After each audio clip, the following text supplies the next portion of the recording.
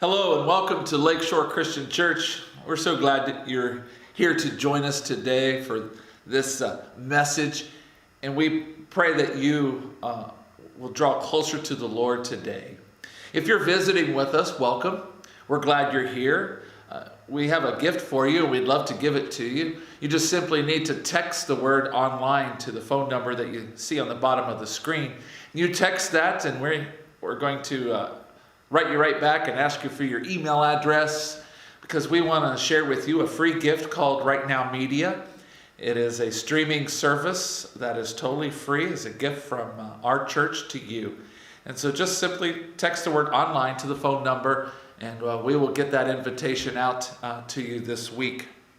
We're in a series called The Greatest Stories Ever Told. We've been exploring some of the parables that Jesus told, the stories that he shared that have a kingdom purpose and a message for each of us. And we've been going through some of those stories and seeing what we can learn from those. And today we have a story that can be found in the Gospel of Luke, the 14th chapter. So if you have your Bibles, you can turn there with us in Luke chapter 14, verses 7 through 14.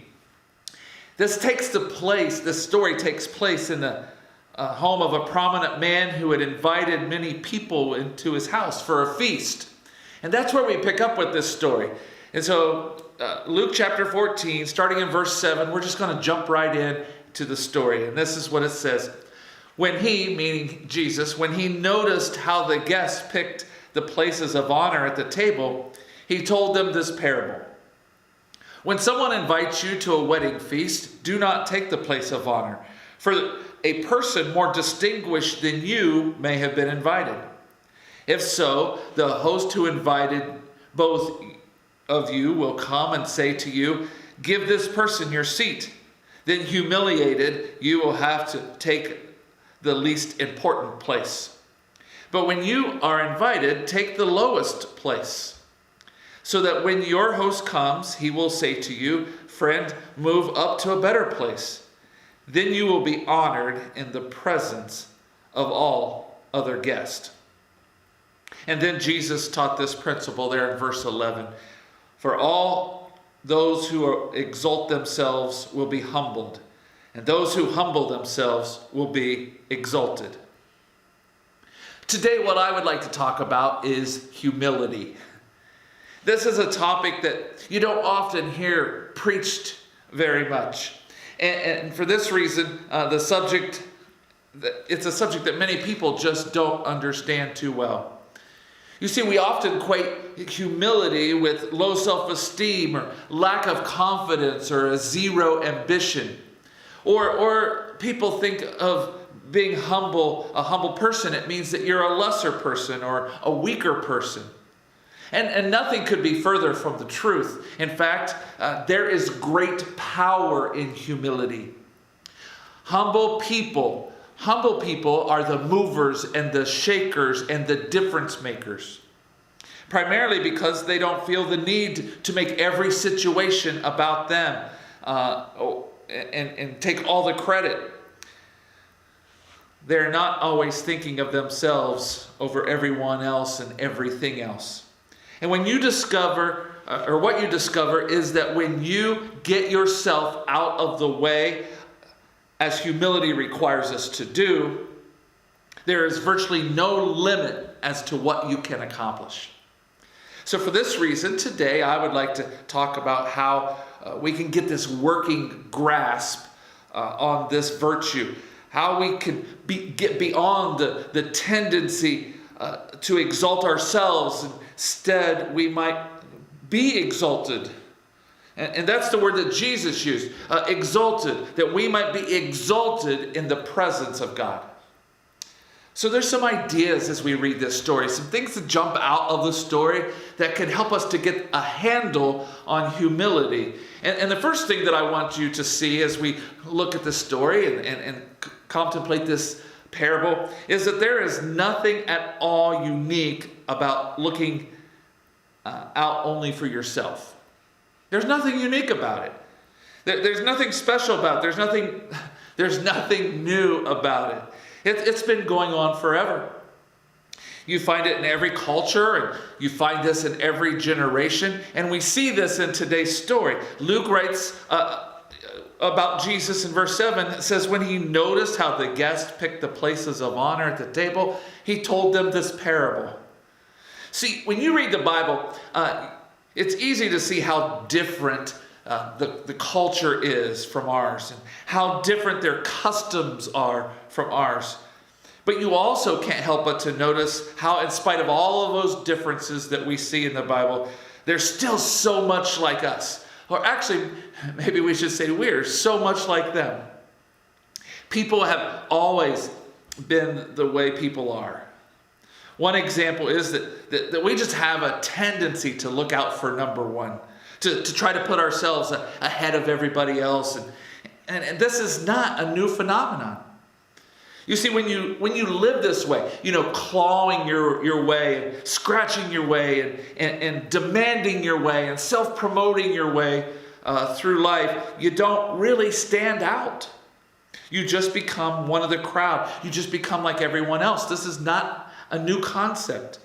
And that's exactly what Paul talked about, the typical human nature. He tells us in the book of Philippians chapter 2, verse 21, For everyone looks out for their own interest, not those of Jesus Christ. You see, there's nothing unique about being self-absorbed as the rest of the world is. In fact, the best way to ensure that you never stand out is to make it nothing more than a desperate attempt to stand out.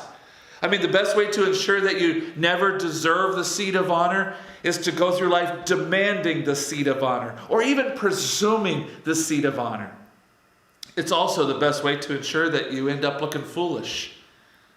There's been all kinds of stories that are published about celebrities who have done this. They find themselves delayed or inconvenienced by one of life's everyday events.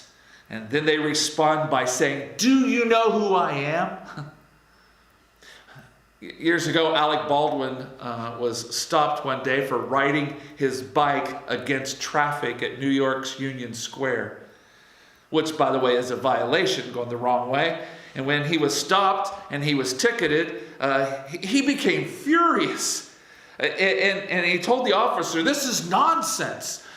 I'm not sure that that's the word he used, but he said, "This is crazy." And he asked the officer, "Do you know who I am?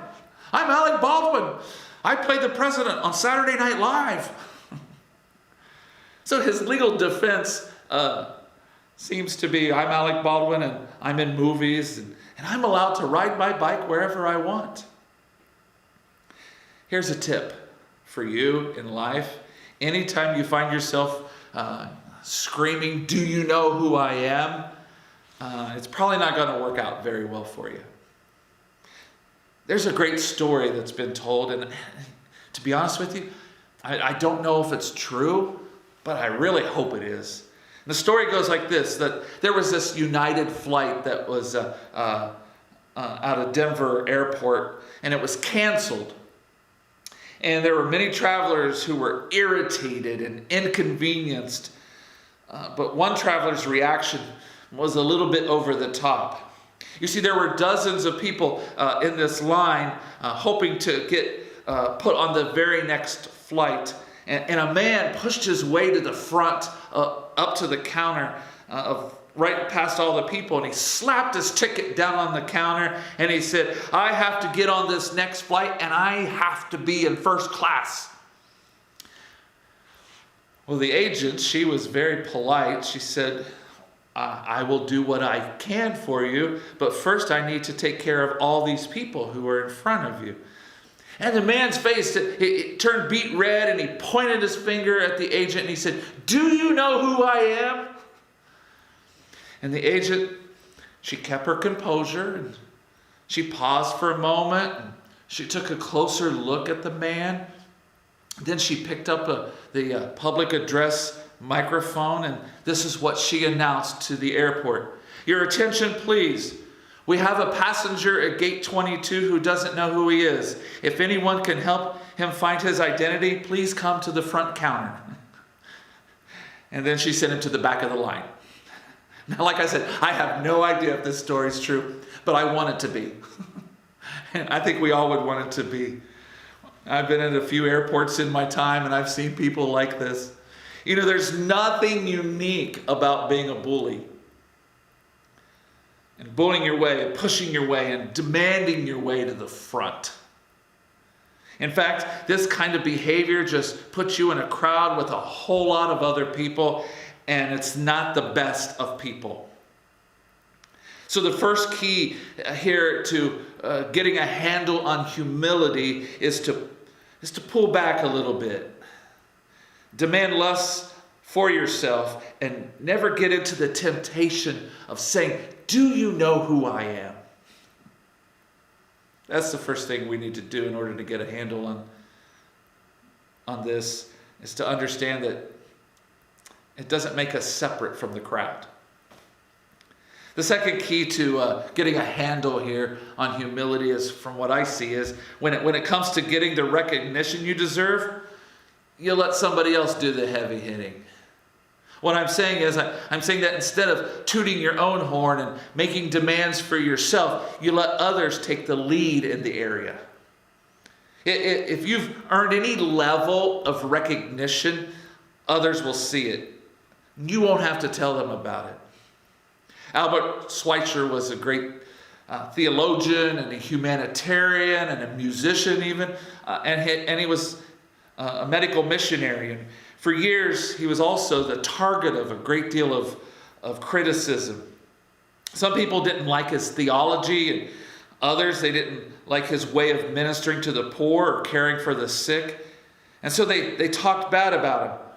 But instead of explaining himself and campaigning for himself and debating with the naysayers, this is what Albert Schweitzer said. He said, "I decided that I would make my life my argument." Well, guess what? Over the long haul, he won the argument. Over the long haul, he did get the recognition that he deserved, including receiving a Nobel Peace Prize. He wasn't perfect. His theology wasn't perfect. His methodology, it wasn't perfect. But he decided that he would not spend his life promoting himself or defending himself. Instead, he was going to leave that to others. And he would let his life, he would let his work and his actions speak for themselves. Jesus says, don't take the place of honor at the banquet. Instead, if you drop down to verse 10, he says, when you're invited, take the lowest place, so that when your host comes, he will say to you, "Friend, move up to a better place." Then you'll be honored in the presence of all the other guests. You know, it's the job of others to lift you up. It's never your job. In the book of Proverbs, Solomon says in Proverbs chapter 27, verse 2, "Let someone else praise you and not your own mouth, an outsider and not your own lips." You don't need to tell people how good you are, how great you're going to be. Just show them. Just be great. Let your life be your argument. And if there's ever any honor to be bestowed upon you, let others do it. You don't have to do it yourself. Now this brings me to the third key of getting this handle on humility. And that is this: instead of expecting to receive this preferential treatment, look for opportunities to give the preferential treatment. You see, Jesus closes this parable. He has some more to it, but by saying to his host, as he would to say to all of us, starting in verse 12, this is what he says: when you give a luncheon or a dinner, do not invite your friends, your brothers or sisters, your relatives, or, I like this one, your rich neighbors. If you do, they may invite you back, and so you'll be repaid. But when you give a banquet, invite the poor and the crippled, the lame and the blind, and you will be blessed.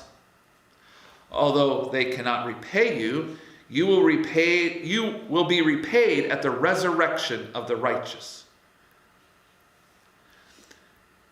Do you guys exchange Christmas gifts?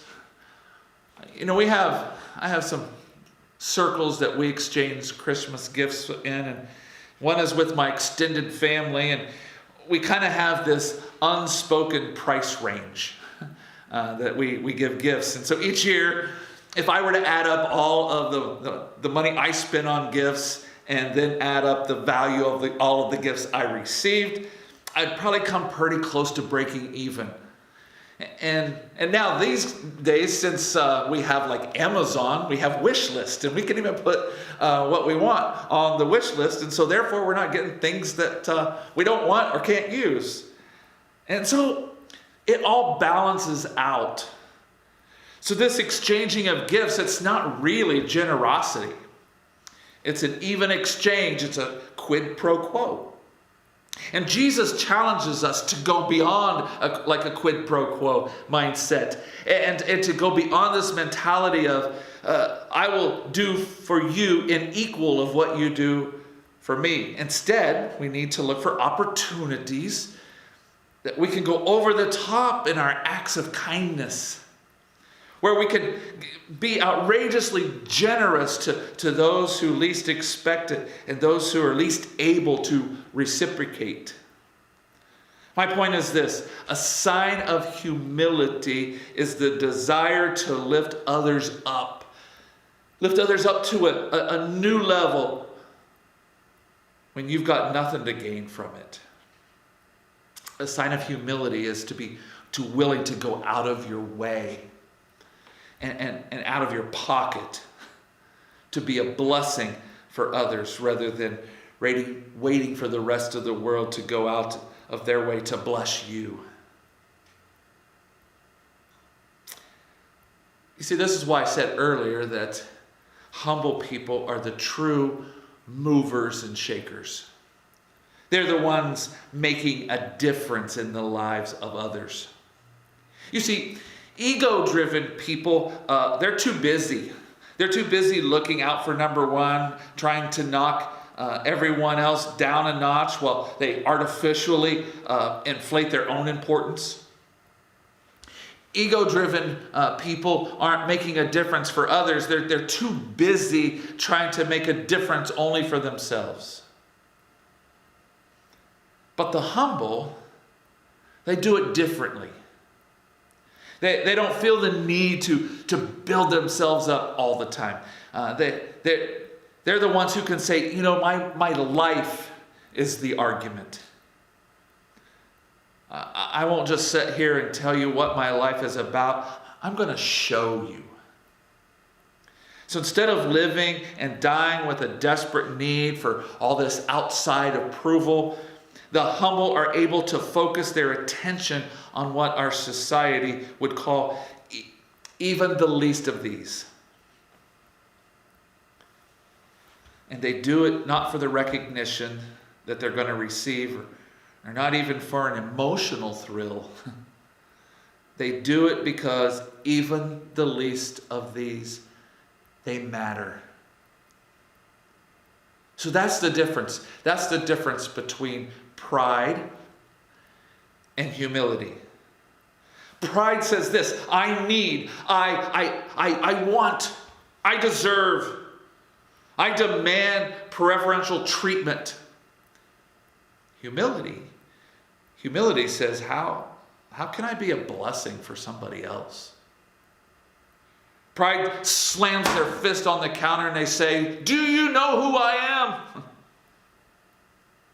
But humility looks into the eyes of the lost. Humility looks into the eyes of the lonely.